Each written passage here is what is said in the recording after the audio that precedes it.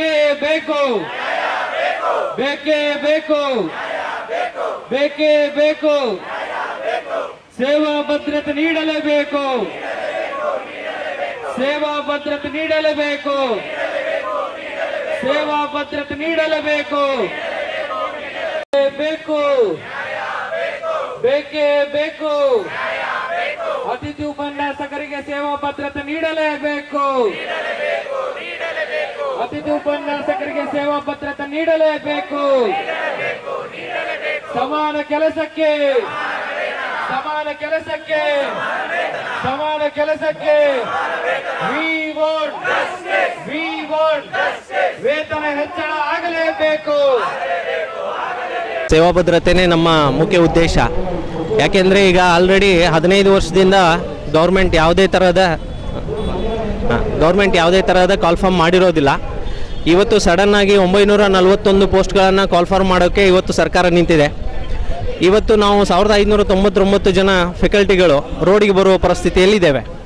ಅದಕ್ಕೋಸ್ಕರ ನಾವು ಈಗ ಈ ಒಂದು ಸೇವಾ ಭದ್ರತೆ ನೀಡೋವರೆಗೂ ನಾವು ಈ ಸ್ಟ್ರೈಕನ್ನು ಬಿಡೋದಿಲ್ಲ. ಯಾಕೆಂದರೆ 941 ಪೋಸ್ಟ್ಗಳನ್ನ ಕಾಲ್ ಮಾಡಿದರೆ ನಮ್ಮ C&R ಅಲ್ಲಿರೋದೇ 1175 ಪೋಸ್ಟ್ಗಳು. ಹಾಗಿದ್ರೆ ಸರ್ಕಾರದ ಪ್ರಕಾರ 1175 ಪೋಸ್ಟ್ಗಳು ಬೇಕಿರುವಾಗ C&R ಅಲ್ಲಿ ಇವತ್ತು 941 ಪೋಸ್ಟನ್ನು ಅನುಮೋದನೆ ಸಿಕ್ಕಿದೆ ಅಂದರೆ ನಾವು ಅತಿಥಿ ಉಪನ್ಯಾಸಕರು ಸಂಪೂರ್ಣವಾಗಿ ಹೊರಗೆ ಹೋದಂತೆ ಕಾಣಿಸ್ತಾ ಇದೆ. ಸೊ ಅದಕ್ಕೋಸ್ಕರ ಇವತ್ತು 1600 ಫ್ಯಾಮಿಲಿಗಳು ರೋಡಿಗೆ ಬರ್ತವೆ. ಅದಕ್ಕೋಸ್ಕರ ನಮ್ಮ ಒಂದು ಮುಖ್ಯ ಬೇಡಿಕೆ, ಸರ್ಕಾರ ತಾನು ಪ್ರಣಾಳಿಕೆಯಲ್ಲಿ ಹೇಳಿದಂತೆ ನಮಗೆ ಸೇವಾ ಭದ್ರತೆಯನ್ನು ಕೊಟ್ಟು ತದನಂತರದಲ್ಲಿ ನೀವು ಕಾಲ್ ಫಾರ್ಮ್ ಆದರೂ ಮಾಡ್ಕೊಳ್ಳಿ, ಏನಾದರೂ ಮಾಡ್ಕೊಳ್ಳಿ ಸರ್. ದಯವಿಟ್ಟು ನಾನು ಒಂದೇ ಒಂದು ಸರ್ಕಾರದಲ್ಲಿ ಕೇಳ್ಕೊಳ್ಳೋದು, ಈಗ ಆಲ್ರೆಡಿ ತಾವು ಸೇವಾ ಭದ್ರತೆಯನ್ನು ಕೊಡ್ತೀನಿ ಅಂಥೇಳಿ ಸುವರ್ಣಸೌಧದಲ್ಲಿ ಸನ್ಮಾನ್ಯ doctor MC Sudhakar sir already ಹೇಳಿದ್ದಾರೆ. ಆ ಫೈಲ್ ಕೂಡ ಮೂವ್ ಆಗಿದೆ ಕೂಡ. ಬಟ್ ಅವನ್ನೆಲ್ಲ ಅಲ್ಲೇ ತಟಸ್ಥ ಇಟ್ಟು ಇವತ್ತು ಕಾಲ್ ಫಾರ್ಮ್ಗೋಸ್ಕರ 941 ಪೋಸ್ಟ್ನ ಕಾಲ್ ಫಾರ್ಮ್ ಮಾಡೋದು, ಈ ಎಲ್ಲ ಒಂದು ಏನು ಸಂಘಟನೆ ಇದೆ, ಇದು ಘಟನೆ ನಡೀತಾ ಇದೆ, ಇದು ಖಂಡಿತವಾಗ್ಲೂ ಇದು ಎಲ್ಲ ಅತಿಥಿ ಉಪನ್ಯಾಸಕರ ಪಾಲಿಗೆ ರೋಡಿಗೆ ಬರುವಂಥ ಪರಿಸ್ಥಿತಿ ಇವತ್ತು ಎದುರಾಗಿದೆ ಸರ್. ಸೊ ನಾವು ಕೇಳ್ಕೊಳ್ಳೋದು ಗೌರ್ಮೆಂಟಿಗೆ ಇದೇ ಒಂದೇ, ಸೇವಾ ಭದ್ರತೆಯನ್ನು ಕೊಟ್ಟು ತದನಂತರದಲ್ಲಿ ತಾವು ಕಾಲ್ ಮಾಡಿದರೆ ನಮ್ಮ ಒಂದು 1600 ಫ್ಯಾಮಿಲಿಯನ್ನು ಉಳಿಸಿದಂತಹ ಪುಣ್ಯ ತಮಗೆ ದಕ್ತತೆ ಅಂತ ನಾನು ಕೇಳ್ಕೊತೀನಿ ಸರ್. ಕಳೆದ 15 ವರ್ಷದಿಂದ ಯಾವುದೇ ನೇಮಕಾತಿ ನಡೆದಿಲ್ಲ ಸರ್. ಬಟ್ ಇವಾಗ ನೇಮಕಾತಿ ಮಾಡ್ತೀವಿ ಅಂತ ಹೇಳ್ತಿದ್ದಾರೆ. ಬಟ್ 15 ವರ್ಷದಿಂದ ಗೆಸ್ಟ್ ಫ್ಯಾಕಲ್ಟಿಗಳು ಅತಿ ಕಡಿಮೆ ಸಂಬಳದಲ್ಲಿ ಸರ್ ಅಷ್ಟು ಚೆಂದ ವಿದೌಟ್ ಎನಿ ಲೋಪ, ಯಾವುದೇ ಲೋಪವಿಲ್ಲದೆ ತಮ್ಮ ಕೆಲಸಗಳನ್ನು ಮಾಡ್ಕೊಂಡು ಬಂದಿರ್ತಾರೆ ಸರ್. ಈಗ ಅವರಿಗೆ ಎಕ್ಸ್ಪೀರಿಯನ್ಸ್ ಆಗಿದೆ ಸರ್. ನಾನೊಂದು ವಿಷಯ ಹೇಳ್ತೇನೆ, ಎಲ್ಲರಿಗೂ ಗೊತ್ತಿರುವಂಥದ್ದೇ ಸರ್, ಎಕ್ಸ್ಪೀರಿಯನ್ಸ್ ಮತ್ತು ನಾಲೆಜ್ ಯಾವತ್ತು ಈಕ್ವಲ್ ಅಲ್ಲ ಸರ್. ಎಕ್ಸ್ಪೀರಿಯನ್ಸ್ ಒಂದು ಸ್ಟೆಪ್ ಜಾಸ್ತಿನೇ ಇದೆ. ಈಗ ಹೊಸದಾಗಿ ನೇಮಕಾತಿ ಮಾಡ್ಕೊಂಡು ಬಂದರೆ ಅವರಿಗೆ ಒಂದು ಅಡ್ಜಸ್ಟ್ ಆಗಲಿಕ್ಕೆ ಒಂದು 5 years ಬೇಕು ಸರ್. ಬಟ್ ಇವಾಗ 5, 10, 15 ವರ್ಷ ಕೆಲಸ ಮಾಡಿದವರು ಇದ್ದಾರೆ, ಅವರನ್ನು ಇಟ್ಕೊಳ್ಬಹುದಲ್ವ ಸರ್. ಸೊ ಇದು ನಮಗೆ ಒಂದು ನ್ಯಾಯಬದ್ಧ ತೀರ್ಮಾನ ಸರ್ಕಾರ ಮಾಡಲೇಬೇಕು ಅಂತ ನಾವು ಕೇಳ್ಕೊಳ್ತಾ ಇದ್ದೇವೆ ಸರ್. ನಾನು ಭಾಗ್ಯ ಸಂತೋಷ್ ಅಂತ 103 ಕರ್ನಾಟಕ ಪಾಲಿಟೆಕ್ನಿಕ್ ಮಂಗಳೂರಿಂದ ಮಾತಾಡ್ತಿರೋದು ಸರ್. 14 ವರ್ಷಗಳಿಂದ ನಮಗೆ ಯಾವುದೇ ರೀತಿಯ ಕಾಲ್ಫಾರ್ಮ್ ಆಗಿಲ್ಲ ತಾಂತ್ರಿಕ ಶಿಕ್ಷಣ ಇಲಾಖೆಯಲ್ಲಿ. 14 ವರ್ಷಗಳ ಹಿಂದೆ ಇವರಿಗೆ ACT ನಾರ್ಮ್ಸ್ ನೆನಪಾಗದೇ ಇರೋದು ಇವಾಗ ಯಾಕೆ ನೆನಪಾಗ್ತಿದೆ ಅಂತ ನನ್ನ ಕ್ವಶನ್. ಇಷ್ಟು ವರ್ಷ ನಾವು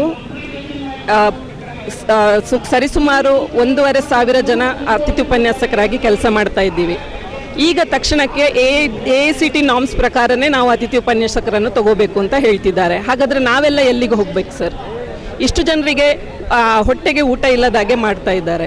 ನಮಗೆ ಎಕ್ಸಾಮ್ ಬರೆದು ನಾವು ಮುಂದೆ ಬಂದು ಕಾಂಪೀಟ್ ಮಾಡಲಿಕ್ಕೆ, ಸರ್ಕಾರಿ ನೌಕರಿ ತಗೊಳ್ಳಿಕ್ಕೆ ನಮಗೆ ಸಾಧ್ಯ ಇಲ್ಲ ಸರ್. ನಮಗೆ ಸೇವಾ ಭದ್ರತೆ ಬೇಕು, ಎಲ್ಲರ ಅನ್ನ ಉಳಿಬೇಕು, ಇದಿಷ್ಟೇ ನಮ್ಮ ಕೋರಿಕೆ. ನಮಗೆ ಸೇವಾ ಭದ್ರತೆ ಬೇಕು. Thank you. ಪ್ರವೀಣ್ ಮಿರಾಗಂಜ್ಕರ್ ಅಂತೇಳಿ ಪಾಲಿಟೆಕ್ನಿಕ್ ಲೆಕ್ಚರ್ಸ್ ಯೂನಿಯನ್ದ ರಾಜ್ಯಾಧ್ಯಕ್ಷರು ಮಾತಾಡ್ತಾ ಇದ್ದೀನಿ.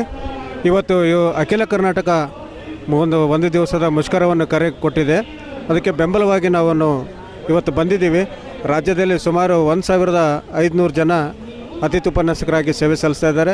ಇದೀಗ ಸರ್ಕಾರ ನಮ್ಮನ್ನು ಕಾಯಂ ಮಾಡದೆ ದಿಢೀರಂತ 941 ಲೆಕ್ಚರರ್ಸ್ ಪೋಸ್ಟ್ ಕಾಲ್ಫಾರ್ಮ್ ಮಾಡಿದ್ದಾರೆ. ಪ್ರೀ ನೋಟಿಫಿಕೇಷನ್ ಆಗಿದೆ, ಪ್ರೀ ಮೆಚೂರ್ ನೋಟಿಫಿಕೇಷನ್. ಆದರೆ ನಮಗೆ ಬೀದಿ ಪಾಲಾಗುವಂಥ ಸ್ಥಿತಿ ನಿರ್ಮಾಣವಾಗಿದೆ.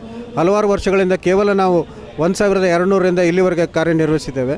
ಈಗ ನಮ್ಮ ವಯಸ್ಸು ಕೂಡ 55 ವರ್ಷ. ನಮಗೆ ಅರ್ಜಿ ಹಾಕಲಿಕ್ಕೂ ಬರೋದಿಲ್ಲ, ಆಮೇಲೆ ನೆಮ್ಮದಿಯಿಂದ ಇರಲಿಕ್ಕೂ ಆಗೋದಿಲ್ಲ. ನಾವು ಈ ಒಂದು ಪ್ರತಿಭಟನೆಗೆ ಒಂದು ವಿನಂತಿಯನ್ನು ಮಾಡ್ತೇವೆ. ಸರ್ಕಾರ ಬಂದು ತಕ್ಷಣ ಸೇವಾ ಭದ್ರತೆಯನ್ನು ಕೊಡಬೇಕು, ಎಲ್ಲರೂ ಉಳಿಬೇಕು. ನಮ್ಮದೆಲ್ಲ ಸೇವಾ ಭದ್ರತೆ ಆದಮೇಲೆ ಉಳಿದಂಥ ಹುದ್ದೆಗಳಿಗೆ ನೇಮಕಾತಿ ಮಾಡ್ಕೊಳ್ಳಿಕ್ಕೆ ನಮ್ಮದೇನು ತಕರಾರಿಲ್ಲ. ಹೀಗಾಗಿ ಅತಿಥಿ ಉಪನ್ಯಾಸಕರು ಅವರು ಸೇವಾ ಭದ್ರತೆ ಒಂದು ಕೊಡಲೇಬೇಕಂತ ಈ ಒಂದು ಒತ್ತಾಯವನ್ನು ಮಾಡ್ತೇನೆ ಮಾನ್ಯ ಸಚಿವರಿಗೆ.